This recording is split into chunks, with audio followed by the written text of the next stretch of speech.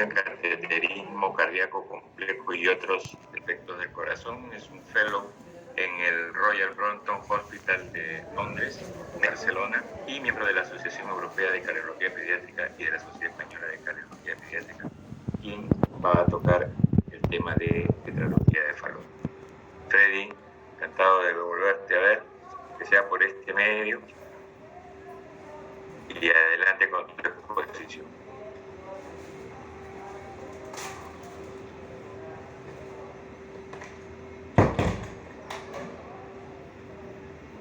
Freddy, no se escucha tu exposición. ¿Puedes prender tu micrófono, por favor? ¿Ahora me escuchan? Ahora sí. Ahora sí se escucha. Buenas tardes a todos, en especial al doctor Hernández, que me ha hecho una presentación, al doctor Luis Sánchez, que me ha gustado también su presentación sobre tetralogía de Fallot. Ha sido una presentación exhaustiva. Y gracias también a Estela por haberme invitado a este curso. Me ha gustado mucho el enfoque de la comunicación interventricular. Pues vamos a hablar sobre los aspectos clínicos de la tetralogía de Fallot.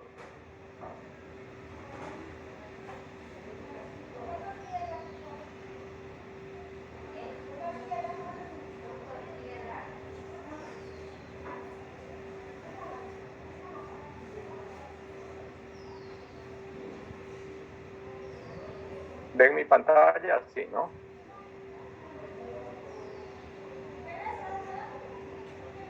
Sí, se ve.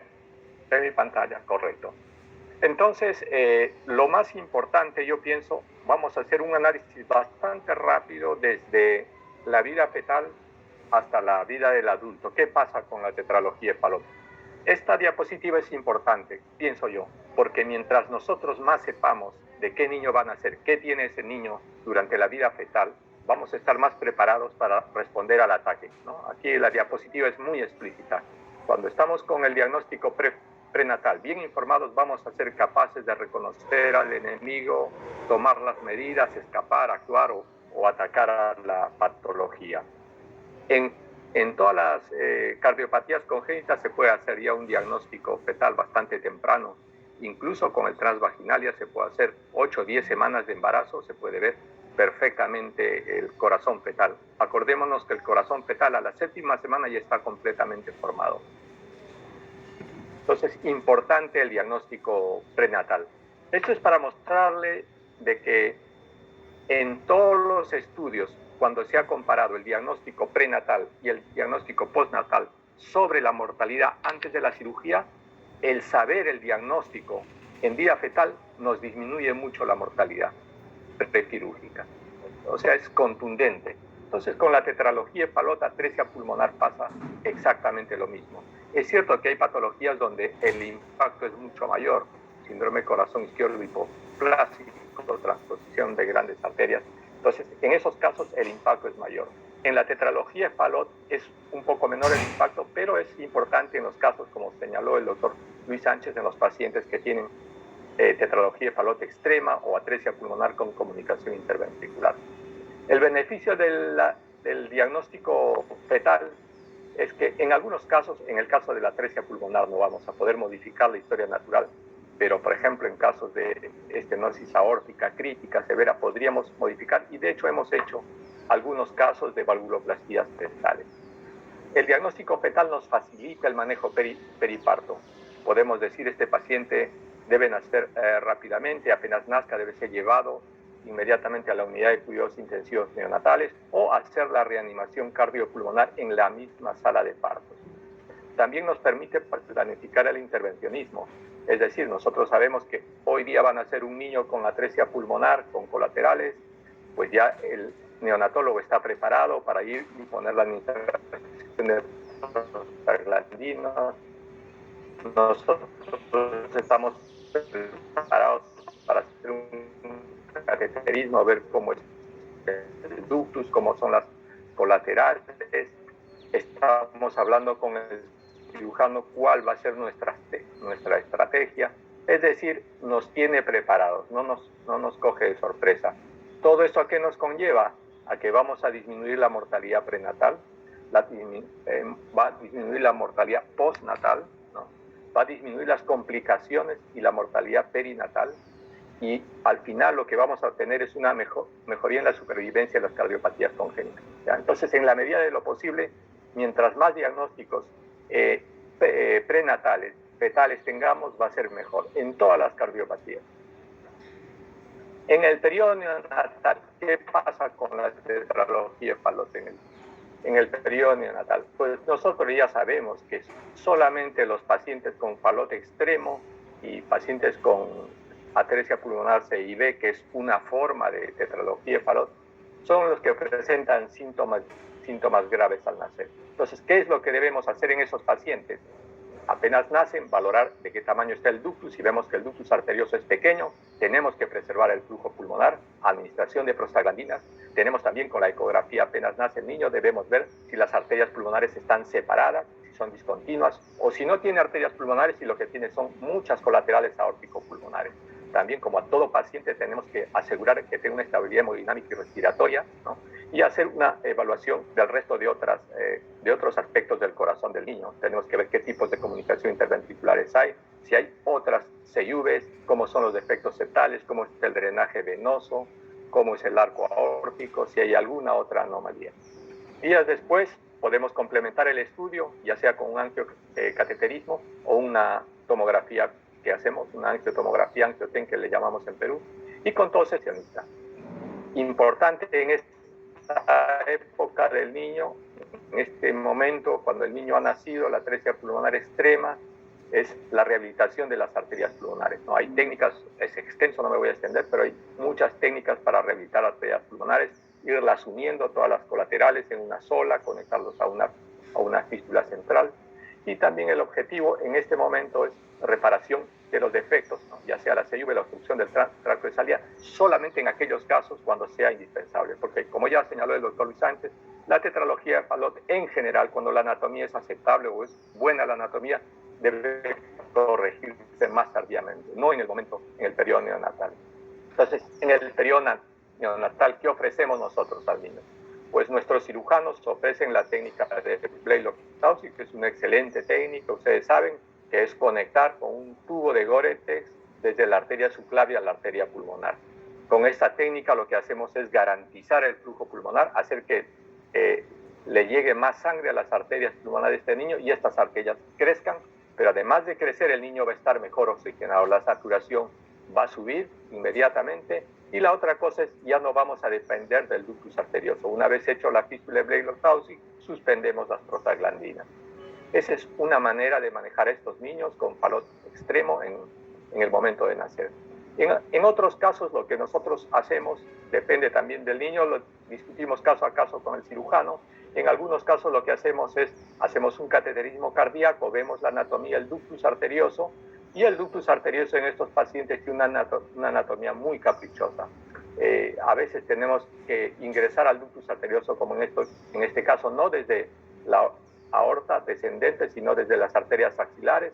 Dependiendo de la anatomía del ductus, o cogemos la arteria axilar derecha o la izquierda, o en algunos casos incluso desde la arteria femoral. Sondamos, cateterizamos el ductus arterioso e implantamos un stent ductal, ¿no? Y este es el aspecto final del procedimiento. Y de esta manera estamos simulando una fístula de Blalock-Taussig, ¿no?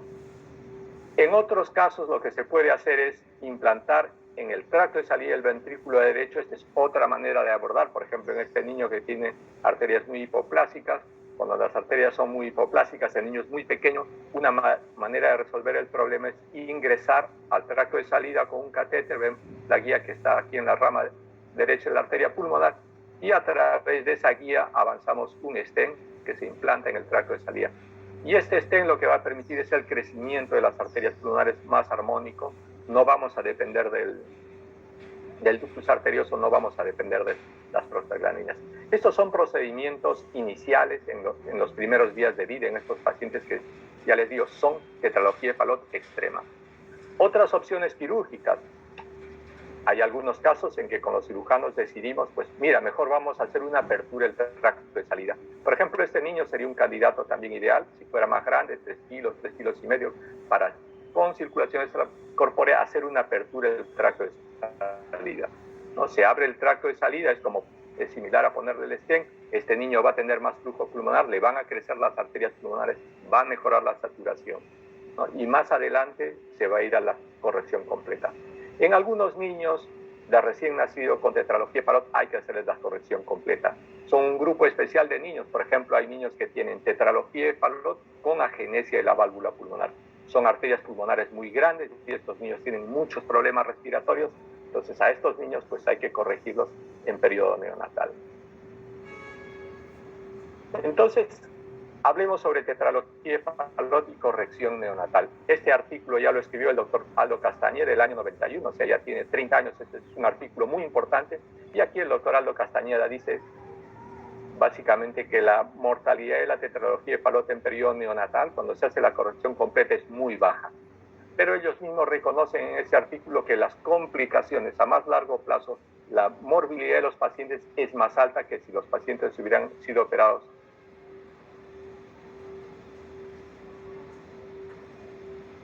con Fallot. Se puede cerrar la cosa.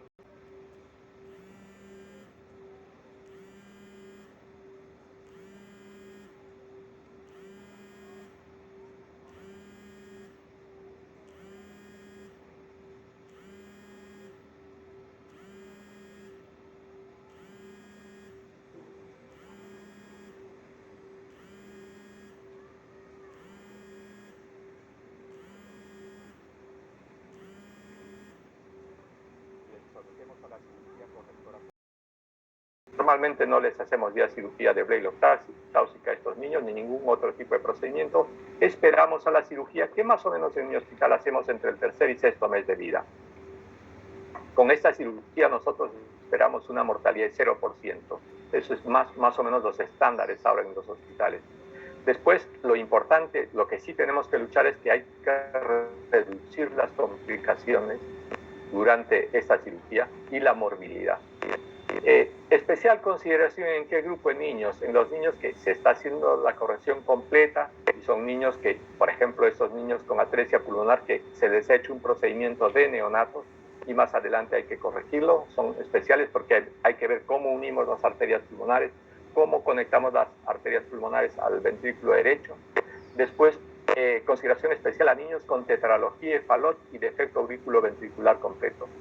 Esta, yo creo, como cardiólogo, para mí es una de las cirugías más difíciles. Operar a un niño con canal auriculoventricular completo y tetralogía de Fallot, ¿no? Que quede bien el tracto de salida del ventrículo derecho y que quede bien la válvula tricuspidia y que quede bien la nueva válvula mitral. Una cirugía difícil, compleja en la tetralogía de Fallot. ¿Qué pasa después? Una vez que se ha operado el niño, prácticamente está bien, ya ustedes lo ven, el niño empieza a ganar peso perfectamente, satura 99%, pero en estos niños nosotros tenemos que hacerle un seguimiento durante toda la infancia para ver qué está pasando. Y pueden pasar muchas cosas. Una de las cosas que pueden pasar, algunos niños ya nacen con una ligera obstrucción en el origen de la rama pulmonar izquierda, especialmente en la zona donde se ha insertado el ductus, y esta zona progresivamente va disminuyendo de calibre. Este es un niño que se operó de recién nacido, se hizo reparación completa de tetralogía de Fallot, y a los 9 meses de edad le encontramos de que había una obstrucción en el origen de la rama izquierda. Pues estas cosas tenemos que ir vigilando, cómo van las arterias pulmonares en este niño. Tenemos que vigilar cómo está la insuficiencia pulmonar, cómo está el ventrículo derecho. Tenemos que vigilar cuánto de insuficiencia tricuspidia tiene este paciente, ¿no? Entonces, esa es nuestra tarea como cardiólogos durante los primeros años de vida en estos pacientes con tetralogía de Fallot. También tenemos que ver cómo están las cavidades izquierdas. Nosotros ya sabemos que los pacientes con tetralogía de Fallot, cuando son adultos, tienen un grado de disfunción ventricular izquierda. No sabemos con certeza por qué ocurre, pero ya nosotros vemos a adultos, al menos yo veo adultos en un hospital de adultos donde acudo con cierta frecuencia, veo adultos con tetralogía de Fallot con disfunción del ventrículo izquierdo. En esos pacientes también hay dilatación de la raíz aórtica e insuficiencia aórtica progresiva. Entonces, todas esas cosas tenemos que ver durante la infancia del niño. Pues los niños crecen, se vuelven adolescentes, ya tenemos el Fallot adolescente que acude a las fiestas, le gusta divertirse, ¿no? Cuando ya es adulto joven, y a esta edad empiezan a ocurrir unos problemas. Y los problemas ya se publicó hace aproximadamente 20 y tantos años, y este autor nos dice de que la mortalidad de los pacientes con Fallot empieza a aumentar en la adolescencia y empiezan a morir súbitamente y no se sabe por qué. Y la respuesta a esa pregunta, a este artículo, la hace el doctor Gapsulis en ese famoso artículo en el Lancet, también hace 21 años.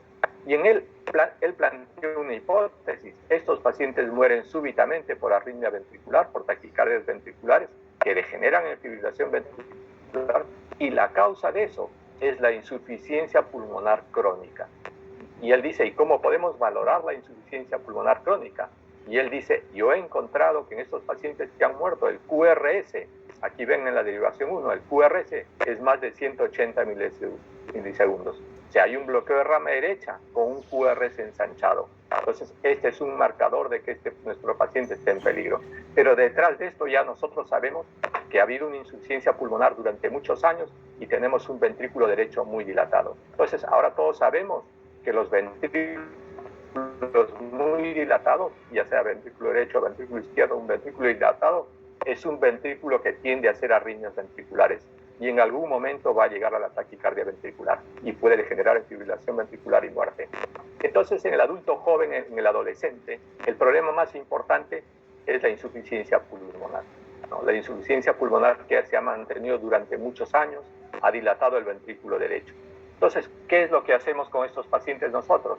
Les estamos haciendo una resonancia magnética cada 2, cada 3 años y estamos midiendo el volumen diastólico del ventrículo derecho. Si tiene un volumen diastólico de 150 mililitros por metro cuadrado mayor, pues inmediatamente nos planteamos enviarlo a cirugía.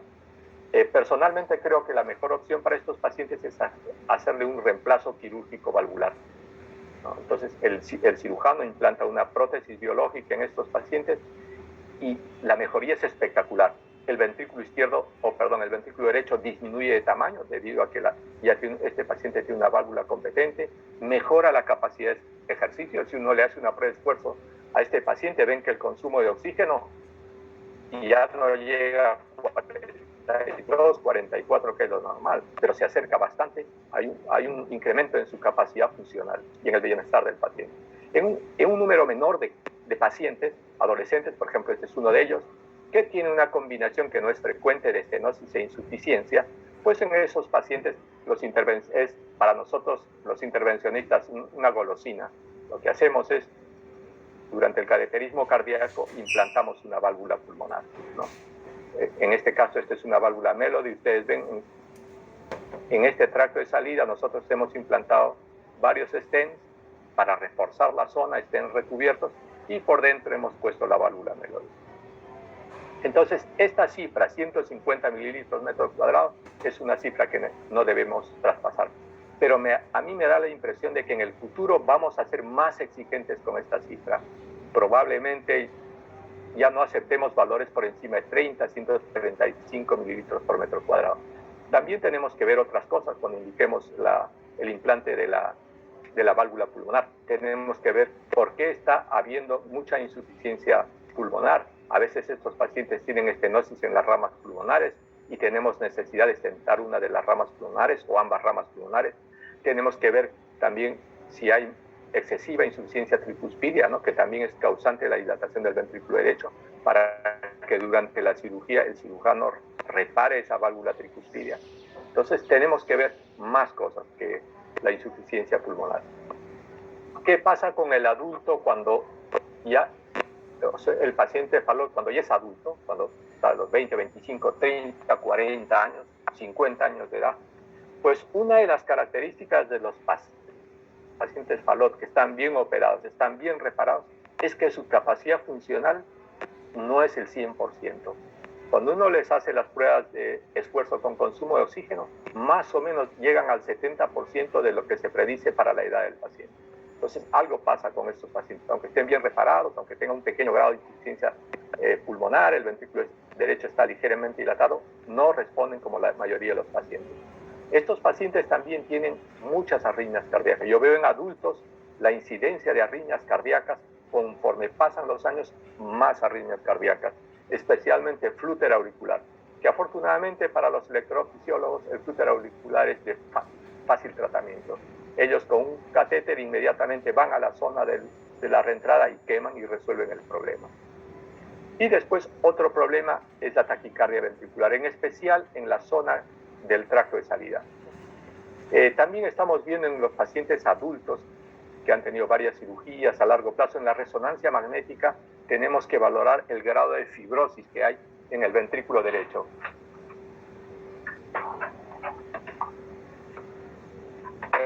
El grado de fibrosis que hay en el ventrículo derecho.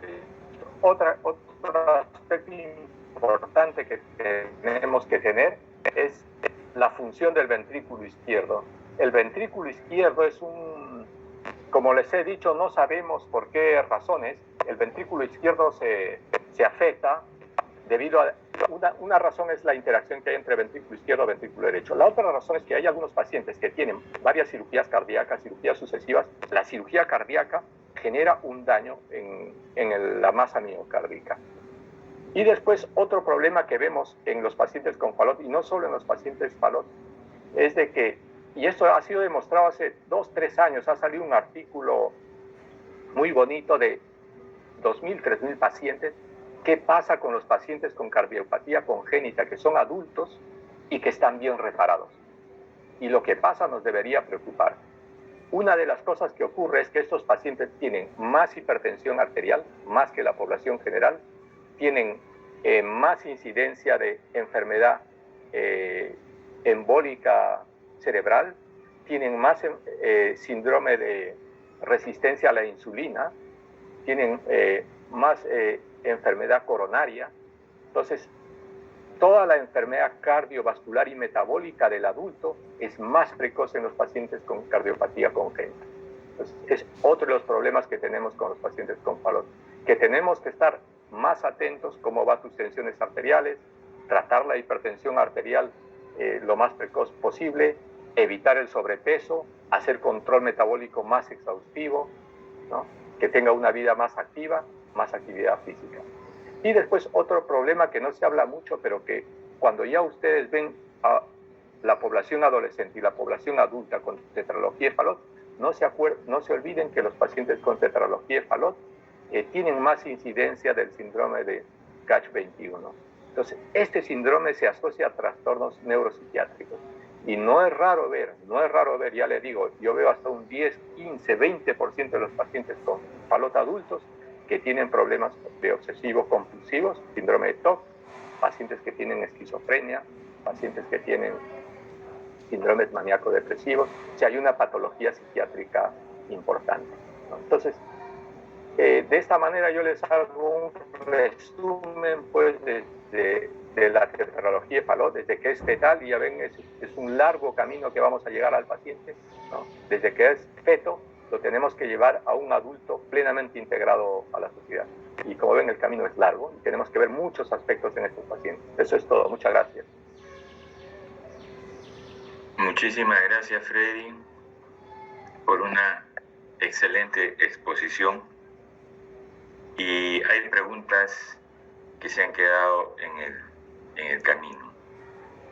Una es, y ya que estamos los tres comunicados, es por decir, el Fallot con agenesia de válvula, que es un problema neonatal, básica, por lo menos desde que aparece ya es una emergencia, o sea, el paciente no está en óptimas condiciones y hay que tomar decisiones.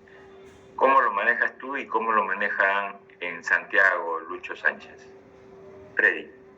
En mi hospital el manejo para el cirujano es relativamente fácil. El problema es para los neonatólogos, porque la vía aérea se les colapsa, se infectan, hacen atelectasias. El problema es respiratorio. Por eso hay que operarlos lo más pronto posible. Lucho.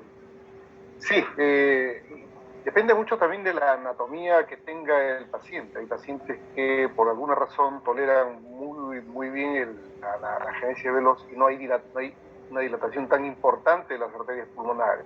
Estos son los mejores pacientes que pueden pasar la etapa neonatal, probablemente la primera etapa de la niñez, y pueden ser operados o deben de ser operados o lactantes mayores o en el primer año de vida. Pero hay otros que sí se comportan mal desde el nacimiento y requieren ventilación mecánica temprana, prono para poder tolerar bien la ventilación mecánica.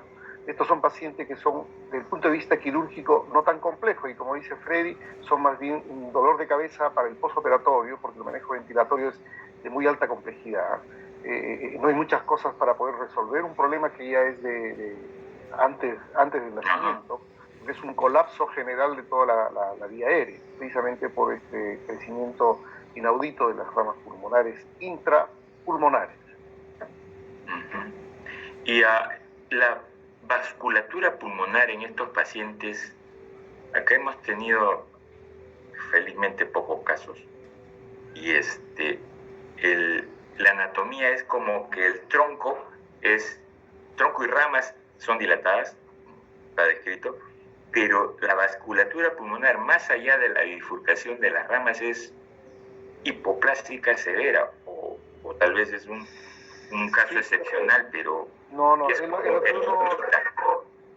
lo que uno ve cuando abre las arterias pulmonares para hacer la reducción. Uno ve salir una gran rama, una enorme rama pulmonar, derecha o izquierda, y al poco andar salen como una descripción muy poética, como un sol, rayos por todas partes. Así es, no son manejables esas ramas pulmonares, así son muy pequeños. Y uno trata de hacer la plastilla, pero no puede llegar habitualmente mucho más profundo. Lo que hay que hacer, una de las técnicas es tratar de traccionar hacia mediar las arterias pulmonares. Okay. Algunas preguntas más. El doctor Prada, ¿cuáles serían los pacientes candidatos en etapa neonatal para colocación de stent en PCA? Y las consideraciones para evitar el robo diastólico en estos pacientes. Ahí lo que hacemos es solamente ponemos stent ductal en el niño muy pequeño, por ejemplo, niños por debajo de 2.500 que tengan muchas otras complicaciones, sea un niño muy frágil. En ese caso los llevamos a la sala de cateterismo y implantamos un stent. Por norma general, en los niños más chiquitos, por ejemplo, por debajo de 2 kilos, 2,200, un stent de 3 milímetros ya es demasiado, pero es lo que tenemos, usamos stent de 3 milímetros. Y en los más grandecitos, 3,5 milímetros. Un stent de 4 milímetros coronario es demasiado. Y el otro tema es de que ahora tenemos la ventaja de los adultos disponen de unos stent que navegan fácilmente, hacen unas curvas increíbles por zonas muy tortuosas, entonces podemos dejarlos stent donde nos plazca realmente. Y el manejo, acá tenemos muchos problemas por el famoso robo. O sea, el robo también se va a dar en sus... Pero el robo lo manejan los neonatólogos con la presión positiva. Si, por ejemplo, nunca nos ha pasado, si por ejemplo nos pasara que tenemos demasiado robo, incluso puedes ponerle mezcla hipóxica a ese niño. Le pones una máscara y le puedes poner 18% de fracción inspirada de oxígeno. O sea, ventilatoriamente se puede manejar fácilmente. Muy bien. Creo que ya no hay acá más preguntas.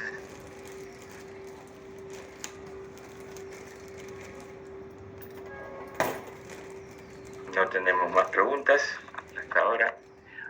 Agradecemos a Freddy, a Lucho por esta